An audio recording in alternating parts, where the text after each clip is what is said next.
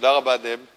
הדובר האחרון בפאנל שלנו, אני משער, אורח שמרגש את כולנו, שהכנס הזה הביא אותו לכאן. האיש הפך משם של אדם לברנד ניים. יוג'ין קספרסקי הוא מושג בתחום אבטחת מידע. זה אדם שמשנת 89, עוד לפני שאנחנו חשבנו על סביבת אינטרנט, חקר בעצם איומי וירוסים, את הקסקייד באותה תקופה. אדם שבשנת 97 מקים את חברת קספרסקי כמעבדת מחקר לווירוסים ואיומים, ומאז בעצם כולל דאטאבייס של מיליוני איומים שזוהו. זה מאגר המידע הגדול ביותר לאיומי וירוסים המוכר, לנוזקות ולווירוסים. יש לו שורה ארוכה של פרסים בינלאומיים ופטנטים בתחום אבטחת המידע. מעבדת המחקר שלו נחשבת לאחת מארבע המעבדות המובילות בעולם למוצרי אבטחה. בעיניי אבל ההרצאה הזו מרתקת בעיקר בימים האחרונים, כי אנחנו הרי מתבשרים לפני שבוע שקספרסקי, המעבדת מחקר, חוקרת איזשהו איום שמתגלה ומוציאה עליו דוח, על הפליימר.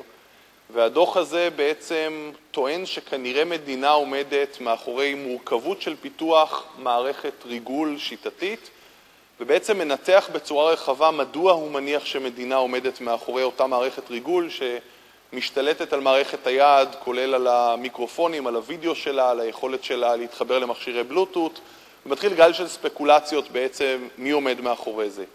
אבל מה מרתק בדואליות של קספרסקי בעניין הזה? קספרסקי נזכרת פה בכובע שלה כמעבדת מחקר, חוקרת את האיום, מנתחת אותו, ומה שהיא מגלה זה ש43 מערכות אנטי-וירוס, קספרסקי אחת מיצרניות האנטי-וירוס הגדולות, לא גילו את האיום הזה.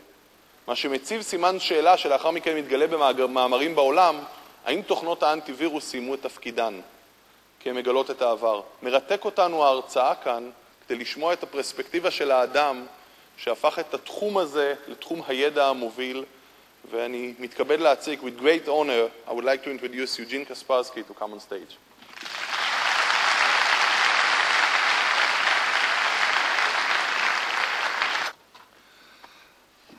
Good evening, ladies and gentlemen. I'm Eugene Kaspersky. גבירותיי ורבותיי, שלום.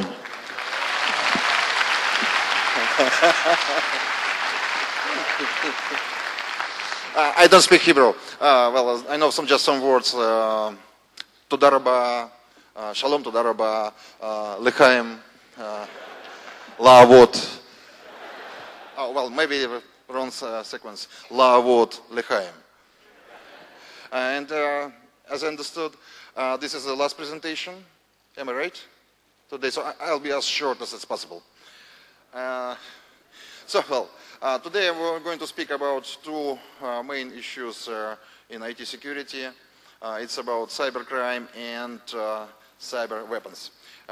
What do you think about it and the ways how to make this world more safe, more secure? I'm talking about the digital world, the cyberspace. First of all, the question, how many people here in the room really know how many computers you use? Here, do you know how many computers do you use? No. In your personal use. How many computers are installed in your car, for example? Maybe in your kitchen already? What about computers which are everywhere around us? Actually, we don't know. There are so many that we really don't realize. When you go to the hotel, well, I stay in the hotel. Half of my life I spent in the hotels. So when people ask me about, hey, Eugene, where are you based in? I usually say, well, today in Sheraton, but I pay taxation in Russia.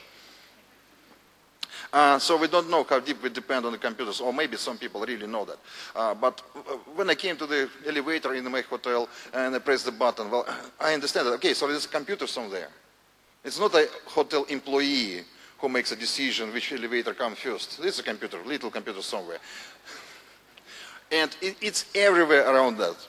And actually it's completely digital world. And if you check the news, if you're watching the news, especially you pay extra attention to the new technologies and new railway systems in some countries, which are just, the trains, they report position, and there is a computer which decides the speed of the next train. The cars, they are getting more and more automatic. And well, I'm not talking about, for example, Japan, where the navigation systems are all the time connected. And actually it's possible to manage the navigation system from outside of the car. Well, it's everything, it's everywhere. And sometimes we really don't realize how deep we are in the digital technologies. How many of you still use paper printed encyclopedias? I don't. How many people here? No one? Well, you're in the university. You have to, you still have paper, I'm sure. No? Well, how many people don't use online encyclopedias like Wikipedia?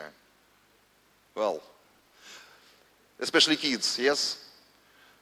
So they, well, kids, it's completely different nation. There was a very good definition about kids. They are born in the time of internet. They are digital, and they are digital natives. We are digital immigrants because I still remember time without internet. I do remember what a floppy disk is, and still have one in my office. It's 8 inches, like this one. But the kids, well, I have a story for you. That's the end of the day, but I think that's a good to wake up you a little bit. The story about little girl. Little girl, which she recognized the bird in a tree. She was at home. She came to window and she tried to zoom window. So when we're talking about digital world, we need to keep in mind that we are different with our kids. We are digital immigrants, they are native, and they can't live, the kids, they can't live without the digital technology. They can't realize the world, they can't understand the world without internet, without mobile phones. A friend of mine from Germany, he told me that his boy told him that he could live without electricity if there is still battery in his computer. He will okay with no electricity, but the internet, please. So we're there, all the entertainment, education, our personal private life, social media.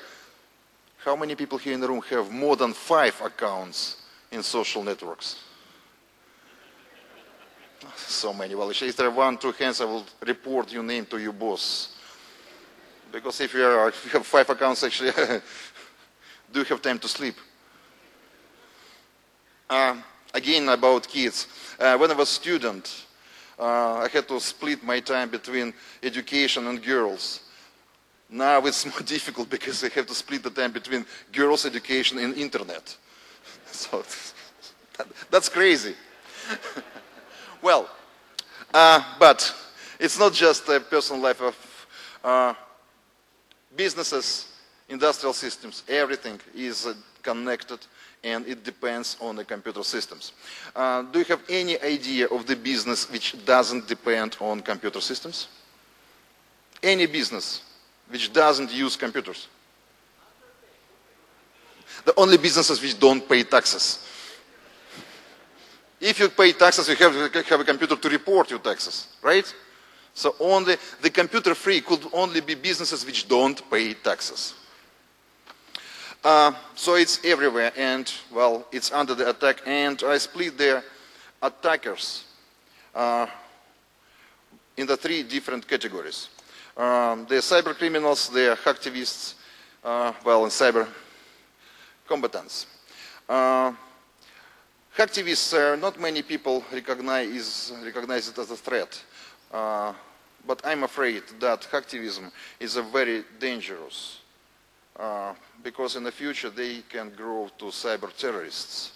And actually, hacktivists, they attack private companies, enterprises, they attack governments, they attack military resources. I'm afraid that this is just a first step to the direction of cyber terrorism. That's why I'm talking about hacktivists as well. But it's just a very short comment about hacktivism. Cyber criminals, they're everywhere. It's really a global business. So this is my favorite collection of the faces. So these people are from everywhere. So that man in the top left corner, he was the author of Chernobyl virus. Do you still remember CIH, the Chernobyl virus, which hit about 300,000 computers in 98? They went from Taiwan. So they are from very different countries. A couple of them, they are from Israel. That man, I think he was a member of the gang to hack Sumitomo Bank branch in London in 2005. And that was the largest bank robbery. Fortunately, not successful because they attacked the bank network. They got access to the critical bank resources, to the transaction servers, but they didn't fill the form in the right way.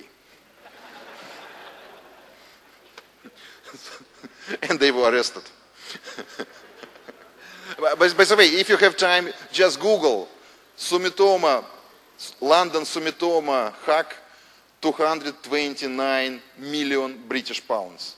229 million British pounds. How many people here in the room have the same income or similar? Good.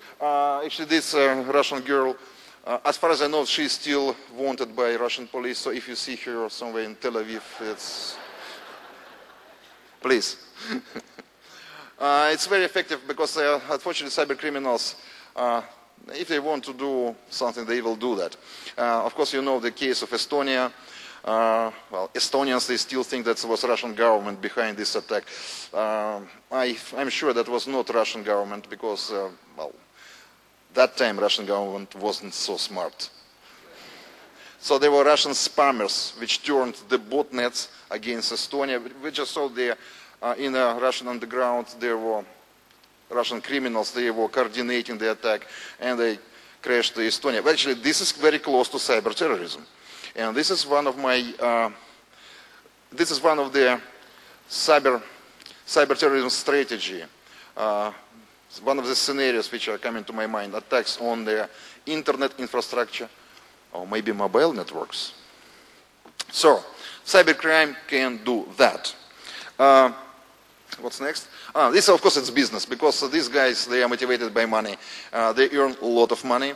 And sometimes they just behave like companies, like businesses, like legal businesses. And this is quite an old screenshot, but it's my favorite. Actually, this is a cybercrime website, and they trade botnets. Here on the website, it's a price list. Can you see tariff rates? If you can see, just trust me. So it's a price list. And they also have their ICQ number for the technical support calls, terms of service. Some of them, they even have the press releases. They have blogs. They have forums. I've heard about Russian cybercrime. There are some criminal gangs. They had partner conferences. So it's not just a little criminal behind their computer somewhere in the internet. It's businesses. The difference is they don't pay taxes. But they behave in the very same way the legal businesses do. And they are organized. I have many questions about the cybercrime. Is it mafia or not?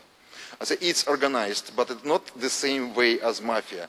It's not like a Godfather family soldiers and management. No, it's like independent businesses and individuals which trade information to each other.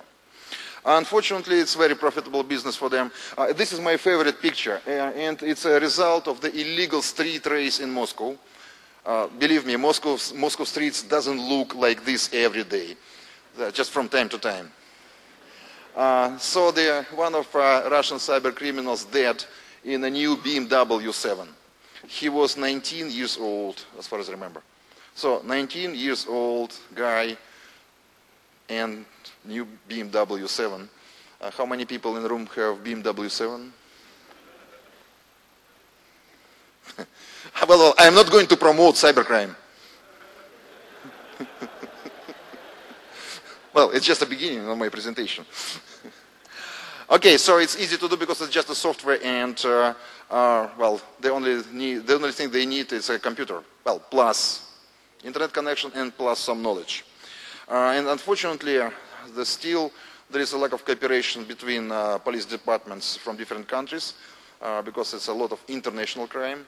But there are good news that finally governments recognized that this is a very serious issue. So they need to cooperate. And governments, last year was in November, there was a London cyberspace conference, so the governments were talking about cooperation. Interpol finally announced that they are opening their cyber division in Singapore. Very nice place. So the Interpol, I was talking about Internet Interpol for maybe 10 years. It happens. I'm happy with that.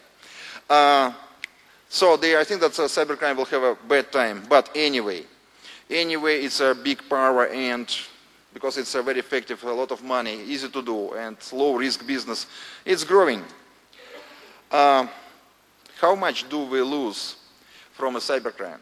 A couple of years ago, we made some kind of research on that, and we tried to calculate the damage on the global economy because of different types of the cybercrime. And this is only about malware-based cybercrime.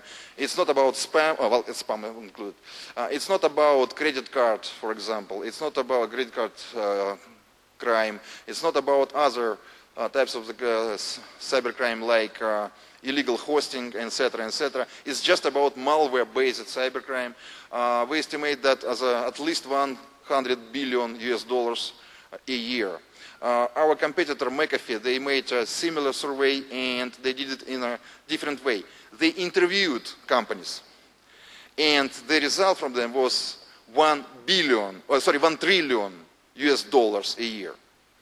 So the damage from cybercrime on the global economy could be from $100 billion to $1 trillion. As I remember, the damage from Japanese earthquake and tsunami, it was like $300 billion. So in the internet, every year, we have 1, 2, maybe 3 tsunamis and earthquakes.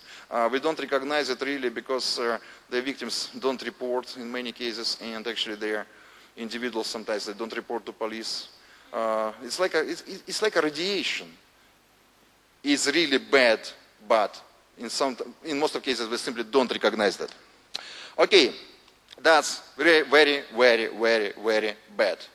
But unfortunately, of course you know, that can be worse. The catastrophes. Do you remember blackout in the United States in 2003? Well, there are many reports about the reasons of this blackout, and one of the very funny reports was, okay, there were squirrels to cut the links. Okay, I said, okay, squirrels in the United States also connected to the internet, yes. Some man said, okay, of course no squirrels because there was a cascade blackout. I said, okay, there was a cascade squirrel attack. Yes, of course no. There were more realistic reports about the malware. Exactly same day, there was a blaster attack. I think that many people here in the room still remember that day in August 2003. And this attack infected Windows machines and crashed Unix machines.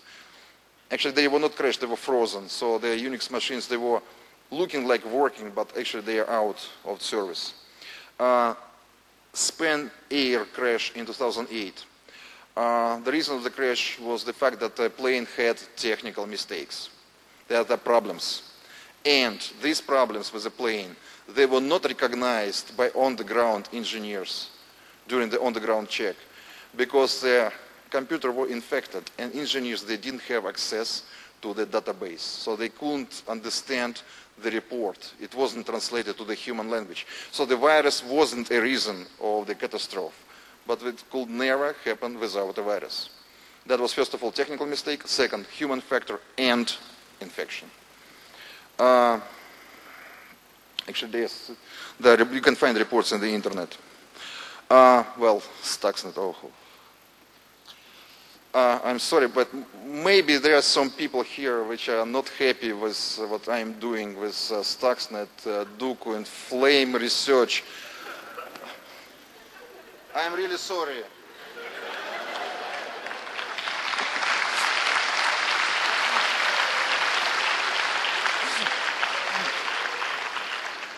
I'm really sorry, but it's nothing personal, it's my job. Because Stuxnet, for example, infected so many computers around the globe, and that was really dangerous, not just for the countries which are in this game, but there are also many countries around. So next time, please be more accurate.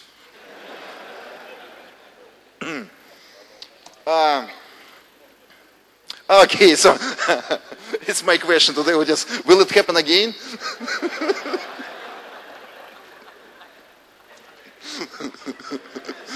Can.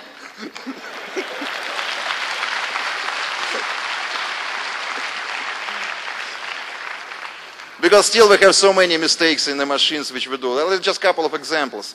Of course, this mistake is fixed already. But in Boeing Dreamliner, this report from 2007, maybe, I can see it from here. So there was a report that the pilot network and actually the plane network was connected to the passenger network. Of course, there was a firewall there, but there was vulnerability. So passengers could have access to the navigation system, the flight control, through the passenger space. And keep in mind that these planes are connected to the internet now.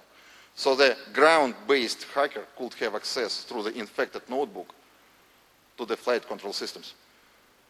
Why don't you smile? Well, of course you know about this incident with the American drone which was intercepted and landed in the country which I can't mention here. And the United States official already confirmed that, okay, so it's not just me talking about how serious the future cyber attacks could be, but also the top-level government officials. And unfortunately, it's possible to hack everything. It's so there are so many successful attacks. So there are powers in this world, hacktivists, criminals, governments, which actually they can get into any place. And actually, this just your company. Put your company logo there. I'm sorry, that's a 5 stars. No, let's.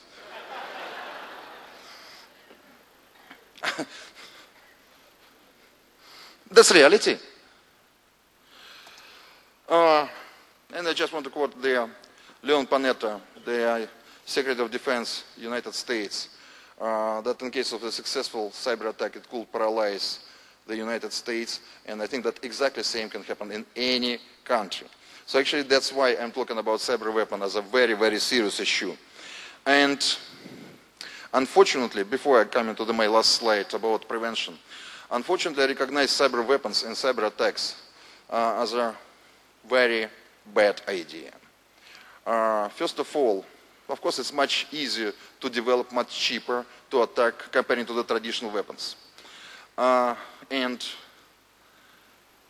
cyber weapon can replicate comparing to the traditional weapon. And there could be very random victims around.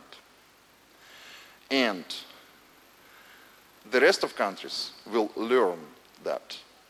And actually, I'm afraid that in the future, there will be other powers in this game. Because it's just a software.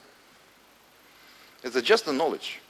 And the countries which don't have enough of expertise, the countries which don't have engineers, they will employ them, or maybe kidnap, or maybe hacktivists will grow to the level of terrorists, and maybe the terrorists, traditional terrorists, will be in touch with the cyber terrorists.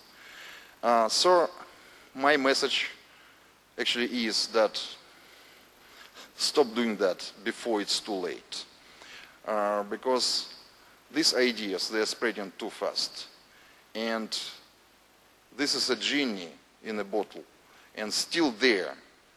I'm afraid if we don't stop it now, in the future, this genie will have much, much, much more problems from this power. So this is my idea, which I try to share with everyone. at any case I can do it. And unfortunately, the cyber weapon, it's very difficult to protect against that. Well, there's no way. Well, you know the Stuxnet. You know that we depend on these Linux or Windows machines. The only way how to protect against cyber weapon is to redesign the industrial systems. They are all these SCADA systems based on a secure operating system. So we need to replace Windows or Linux systems with a secure operating system and redesign all the software, all the SCADA software based on the secure operating system. There are a lot of software engineers in Israel, I know. But I think it's not enough to do that within, say, 2-3 years, maybe 5 years. So for next, maybe 10, 15, 20 years, there are many, many critical systems, they will be not protected. And I'm afraid that that cyber boomerang, it may get back to you. So I'm really scared about these scenarios. The internet doesn't have borders. The internet is everywhere the same. The systems are very similar. I'm afraid that we will have more and more Stuxnet scenarios in the future, and I'm afraid victims will be in very different countries. So, how to make this world more safe and more secure? I think there are just 3 major ways to do that. To protect it against cybercrime, well, now it's easier. Actually, we have technologies, we have national regulation, and finally we have international treaties like United Nations and Interpol taking care about cybercrime. So I'm pretty sure that population of cybercrime will be under the control. Talking about cyber weapon, I still see that there are most of their governments, they recognize cyber weapons and cyber sabotage as an opportunity. I recognize it as a danger. I don't know, am I right or not? We will see in the future. But I have a nightmare that their successful, well-designed cyber attacks will get us back to the pre-electric ages. Horses, candles, handwritten paper mails. I see you like it, yes. So, it's not possible to protect against the weapons with traditional technology. There's a high demand on a secure environment, but it's a lot of work. Well, actually, we have a secure operating system, but I'm not going to sell it to you today, tomorrow. We have a secure operating system, so I know what I'm talking about. And this is the right way how to protect the systems. But till we have it will be maybe quite a lot of years. So the only way how to make this world more safe, more secure, how to protect your country as well. I think it's a place for international cooperation, international treaties, maybe United Nations, to get governments to the same table and to agree that cyber weapon is forbidden. Not to use, not to distribute cyber weapons, not to teach bad guys. And this is the right way how to make this world and your country more safe, more secure. Thank you very much. תודה רבה.